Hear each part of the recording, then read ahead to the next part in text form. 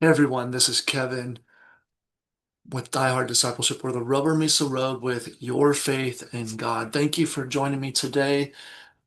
Please feel free to grab that subscribe button, push it, ring that bell, send this to 10 people that you feel that this would help out. I'm just trying to give you things to think through the stories of Genesis and study through and show the validity of the stories and that these are definitely possible. Now, I believe they're possible. I'm a Christian. I believe the Bible. I believe God made it in 6 days. I believe in a young earth.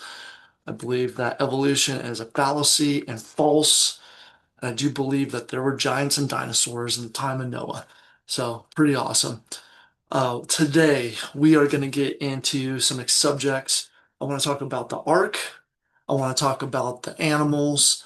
And I want to talk about the flood stories all around the world and just mention these and just show that this story, this global story, did actually occur and people are talking about it all around the world, almost like it's social media. Anyways, let's jump in.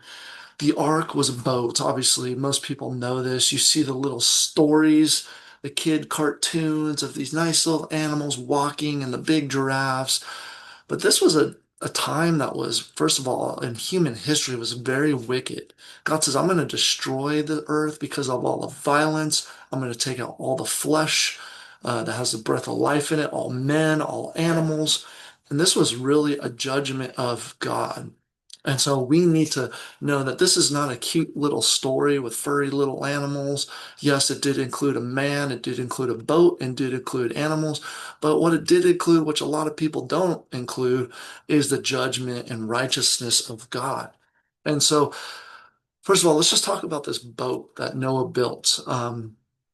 The definition has to do with a basket vessel, something that floats on the water. The same word is used in Exodus, I believe it's chapter 3, where that's where Moses was placed in. That's where Moses was placed in to protect them when they were trying to kill all the 2-year-olds, all the male 2-year-olds. In Egypt was trying to kill all the 2-year-olds because they were multiplying so greatly that his mom him in this basket type structure that floated on the waters that saved his life. And this is the same word that's used for ark. So ark is, I've seen definitions like chest or coffin. And basically, it's just big, rectangular, and it does somewhat look like a coffin, at least the pictures that depict it. The interesting thing is we have the Ark Encounter now that Ken Ham built, and you can go see the life-size replica of what the Ark looked like. Now, it's not to, it is the size-wise, I believe it's to scale, but it's got exit doors, which the Ark didn't have, obviously, and just for safety fire reasons, they would have to put that in there. But the Ark was this huge, massive boat type structure made for floating, not necessarily for sailing. And so some of the things, Noah, as one of the first shipbuilders in the world history of the world, this boat was successful. So a lot of modern day hulls are basically designed in the same manner. It doesn't mean they all, float well or they're perfect, but they all have taken the design and applied that to a modern day boat or hull. And so boats were copied from an archetype, type, and the Ark was a great model to copy. Now we do have stories like the story of Gilgamesh, the Epic of Gilgamesh, that makes an ark like this cube, but it's not possible that that type of design would last. It would just sit there and roll over in the water like you're rolling dice on a table. And so the ark was found to be stable, which is pretty awesome. Now, the biblical dimensions, you can look at this as Genesis 6:14 through 16, but it was to be 300 cubits long, 50 cubits wide, 30 cubits high. And so the question would be, what's the measurement of a cubit? So estimates give from a cubit equals 18 to 20 inches. The Egyptians said, I think, over 20 inches. Certain cultures were 18. So we're going to use just a conservative measure of 17.5 inches. So if you take that, you're looking at a boat that's at least 438 feet long. That's longer than a football field. And then you have a boat that's about 72.9 feet wide. And you have a boat that's 43.8 feet high. So the capacity and stability of this was amazing. I mean, this boat could have took years with only four men to build it.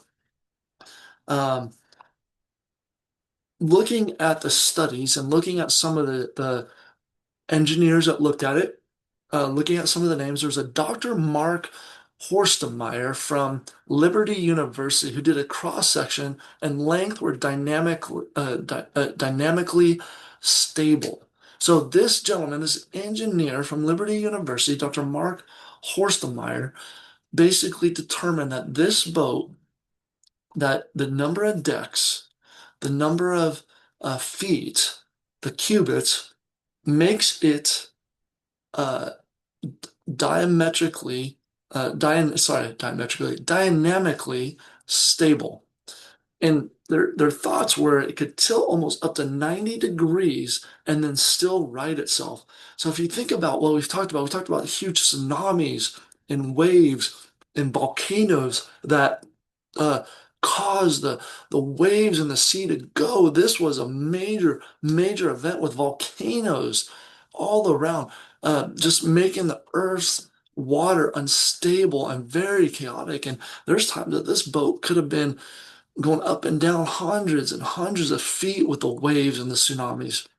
And this gentleman basically says it's dynamically stable.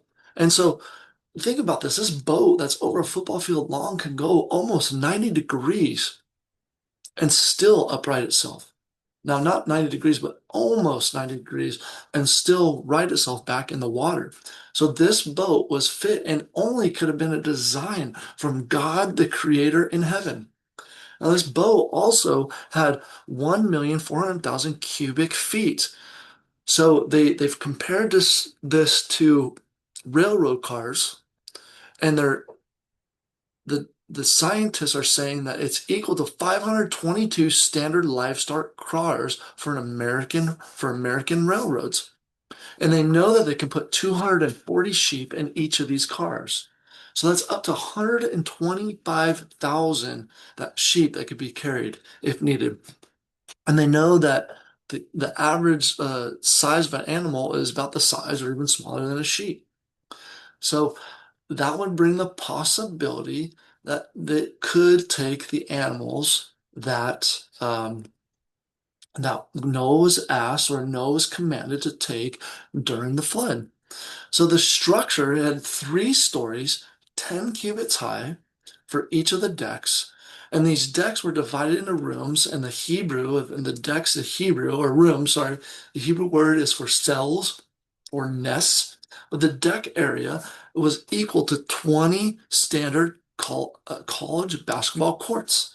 This is how big each of the decks were.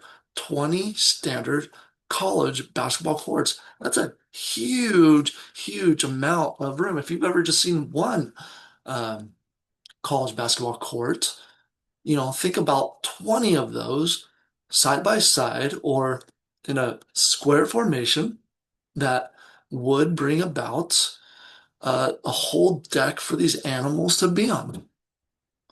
Pretty amazing. Some of the material, the gopher wood, it's an unknown type. It's likely a dense hardwood, but they don't know. It's an unknown type of wood. And then it was waterproofed with pitch inside and out. Noah was commanded to put pitch on the inside and out. Now we're going to talk more about that word pitch on the next couple. Probably not next time, because next time we're going to talk about the environment in the Ice Age.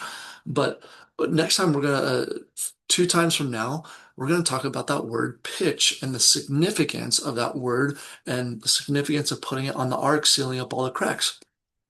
Also, some of the features it had was one window and only one door on the side.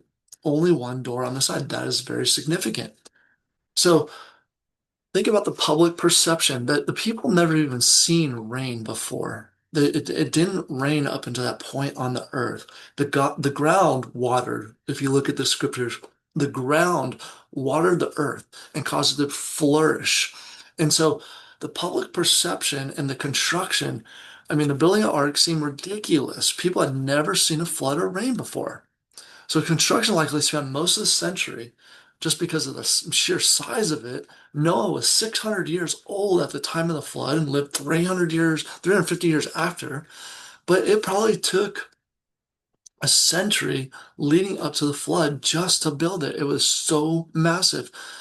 People were given ample warning and ample time. If you look at Genesis chapter 6, verse 1 through 4, it says God basically counted the number of man, 120 years. So he basically, from the time leading up to the ark, the warning about the giants, and it was, people believe that it was about 120 years till the flood occurred.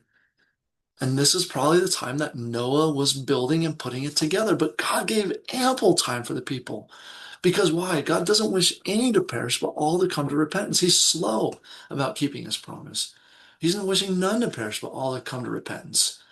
He does not want people to perish. He gives warning. He even said Noah's a preacher of righteousness for years and years. Noah was preaching righteousness. So between his voice and his actions, people had ample time to come to the Lord and believe the words of Noah and believe what he was doing. But no, no one did. In fact, Jesus says, just like in the days of Noah, men were eating and drinking, they're marrying and being given in marriage, and they didn't understand till Noah got in the ark, and the flood took them away. And the flood took them away. See, God warns the Israelites in Deuteronomy 8. He says, hey, when I give you lands that you didn't, vineyards you didn't plant, houses you didn't build, cities, towers, when I give you these things, he says, don't forget me. Because when we have plentiful, when we have enough, we tend to forget God. We tend to put God on the back burner. We tend to believe we don't need God. And that's why one of the Proverbs says, the rich believe that their riches is like a wall of protection. See, we desire and we lean on our money more than God. And this is why God brought in judgment against David. The kings were commanded not to number their fighting warriors. And David one day, at the end of Samuel, 2 Samuel, and at the end of, I believe it's Chronicles, decides to number his men. Why? Because he's not trusting in God. He wants to see, oh, my strength. Look at this army I built. Nebuchadnezzar said, I look at this, look at what I built, look what I did. Me, me, me, me, me. But God says we don't, the psalmist says we don't trust in horses or the legs of man. We trust in the Lord our God. And so what happens is when we become in these places, sometimes when we become CEOs of companies, sometimes when we become have stout jobs like firefighters or anything else, sometimes doctors or judges or attorneys, some high profile jobs, we forget about God and we don't think we need him anymore. But God says, no, do not forget me. Trust in the Lord with all your heart. Don't lean on your own understanding. In all your ways acknowledge him. He will make your path straight. Don't forget God. Doesn't matter how skilled you are in your job, you are to ask God for wisdom all the way through. But people, going back to Noah, people were given ample warning. But what happens is they get comfortable. America is comfortable right now. We are given a lot. We have a lot more than many countries. And there's a lot of people forgetting the Lord. There's a lot of people walking away from God because they don't believe they need God. And there's a lot of parents, a lot of grandparents not teaching the things of the Lord. Deuteronomy 6, he commanded Israel. He says, Hear, O Israel, the Lord is our God. The Lord is one. These words I'm commanding you today shall be on your hearts. You shall love the Lord God with all your heart, soul, strength, mind. These words I'm teaching you today shall be on your hearts. You shall bind them on your foreheads as a phylactery. The Jews have a phylactery, a box where they put scripture in, usually Deuteronomy 6, and they tie them around their wrists. They put them on the gates of their house.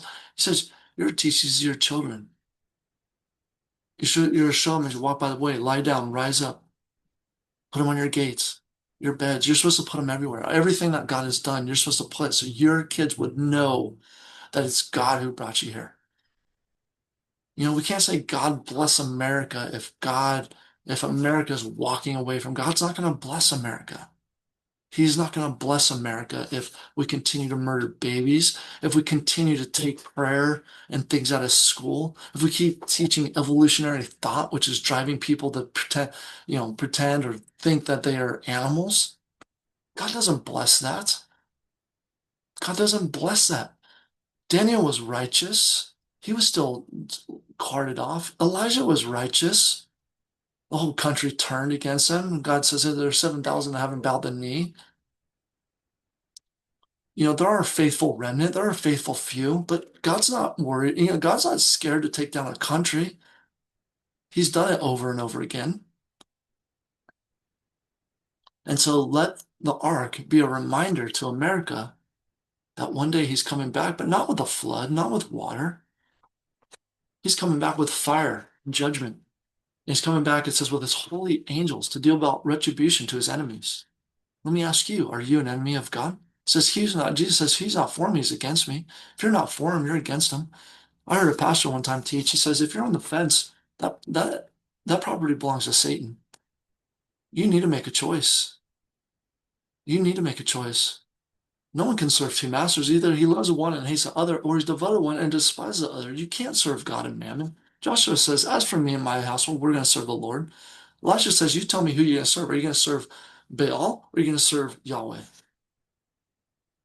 Called them to make a choice. We need to make a choice. You need to stop standing on the fence. You need to stop being lukewarm in your faith. You need to repent and turn to the Lord full-heartedly. The Church of Laodicea, it says you're not cold or hot. You're lukewarm. Therefore, I spit you out of my mouth. See, Christians don't want to hear that God is a God that will deal justly, and he'll spit us out of his mouth. So moving on.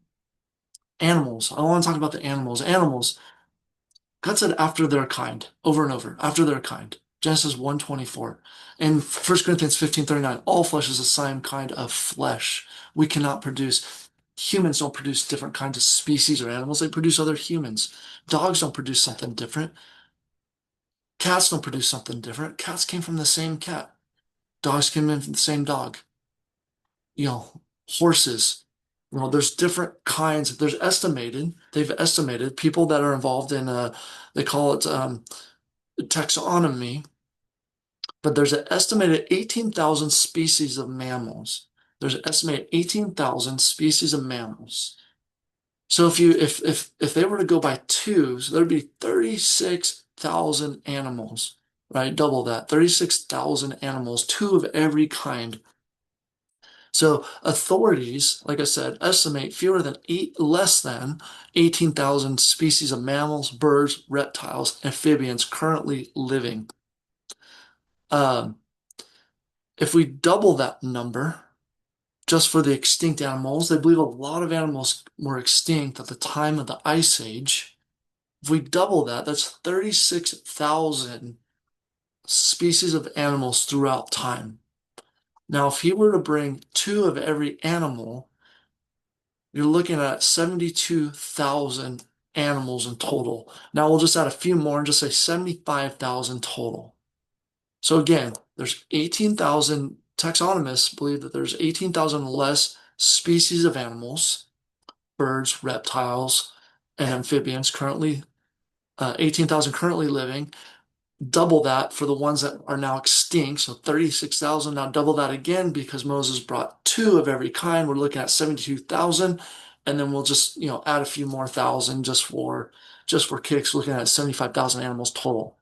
The animal sizes, the average size of an animal was smaller than a sheep. I mean, there are some big animals. There's giraffes, elephants, rhinos, but a lot of people believe that the ark had babies. The big animals were represented by babies. That's including dinosaurs.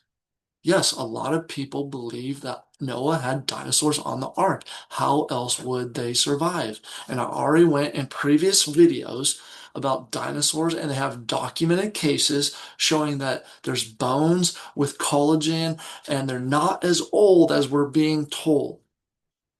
So dinosaurs on the ark were represented, and all big animals were represented by young specimens or young dinosaurs.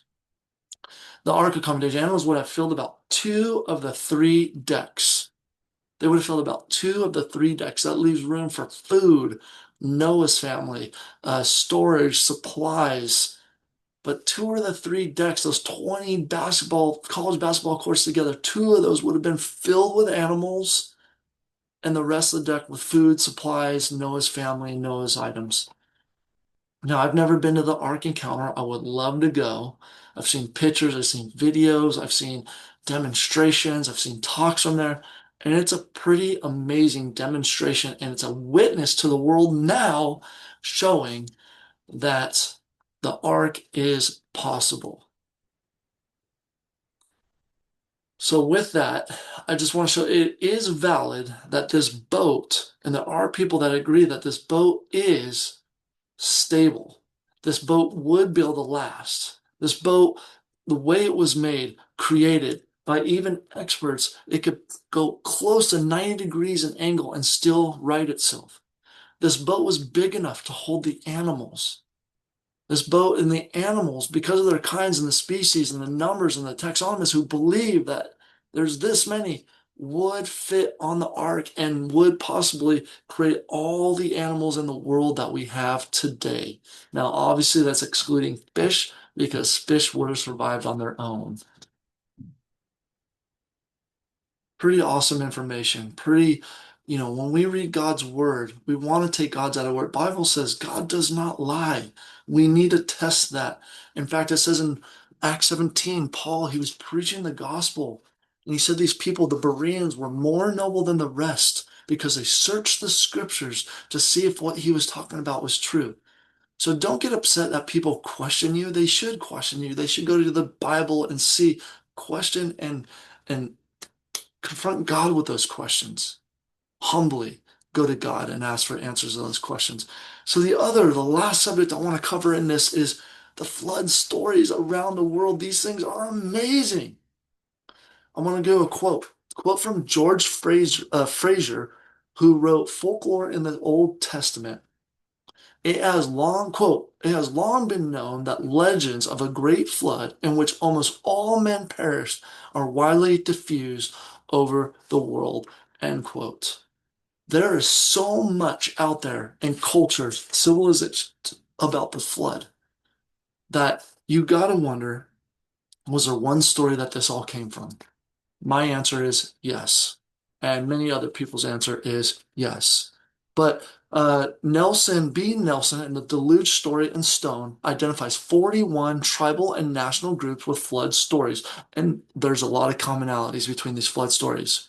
Now, when I say there's different groups in Asia, Australia, Alaska, South America, North America, how would these have the same kind of flood story? Though different because it could have morphed in their cultures, how would these all have these commonalities in them? So some of these include destruction by a flood. Some humans are saved. A boat is used for salvation. Universal destruction by flood. One family favored for protection. Flood caused by man's transgressions. Flood came down due to a divine decree. Birds were sent out first. Animals were saved by the boat. uh, survivors worship God and leave the boat. The boat landed on a high mountain area.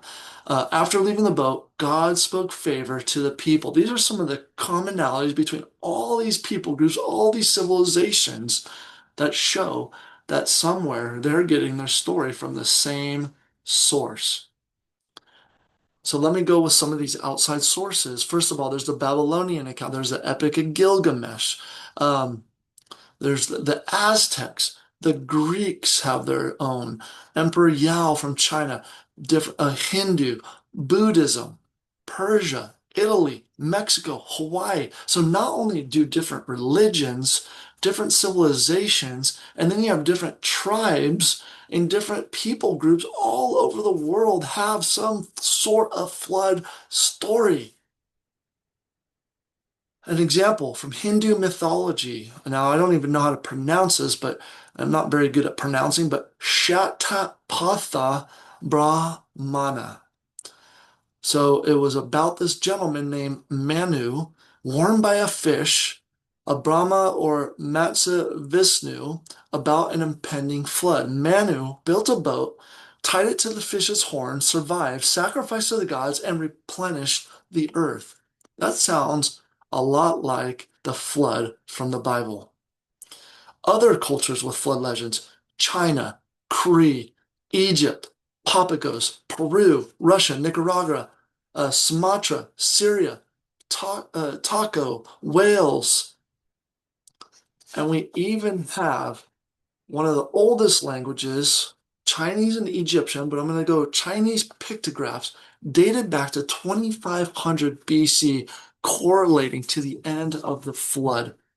Correlating to the end of the flood. This is one of the oldest written languages, and it has things, has symbols that represent when they have one for dust, breath, two persons, and closure. It spells or equals garden in Chinese. So they have pictographs that have, again, dust, breath, two persons, closure, and the word when they put all those together is garden. Why? Because Chinese took these stories, not just the flood, but the creation, the fall of man, the flood, and they have it ingrained in their pictographs in history for us to see and for the whole world to know that the flood and everything that is in Genesis actually occurred. Here's another one. They have a word for garden, man, and a word for privately, and that spells devil when they put those pictograms together. They have another one for devil, trees, cover, and they get tempter. Sounds just like the fall in the Garden of Eden. They have one for trees and woman, and when they put those together, you get the words desire or covet, because that's what her desire was for that forbidden fruit. You have a word for the number eight, united, or eight persons, united, earth, total, water, and guess what that spells? Flood. Now, there are a couple gentlemen, I don't have their names with me, but there are a couple gentlemen that have done extensive work and looked into these pictographs. There's another one, vessel, the word eight, mouth, and when you put those together, it equals boat. So again, in the Chinese pictographs, there's very good evidence that Chinese, one of the oldest languages in history, was very much well founded with biblical teachings and truth that spread all over the world, not just in the Chinese culture.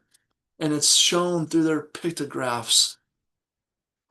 Another thing I'm going to mention, last thing I'll mention, is Noah's name. Noah's name is found in stories and languages of mankind all over the world. So again, the example I'll just give is what I did in the Hindu mythology, where they have this man named Manu, or they have Noe, N-O-A, or N-O-E. You might spell it different ways, but this name seems to be all throughout history in many, many different cultures. So with that, we are going to wrap up. But thank you so much for joining us today. Uh, Next week or next podcast, I want to go over how does climate and the environment during the flood, before and after, and how did the ice age play into these things and how did that come about. So please join me next time. Again, this is Kevin with Die Hard Discipleship, where the rubber meets the road with your faith in God. Again, subscribe, punch that subscribe button, throw it to your friends, ring that bell, and give us a thumbs up and a comment. Thank you so much. God bless.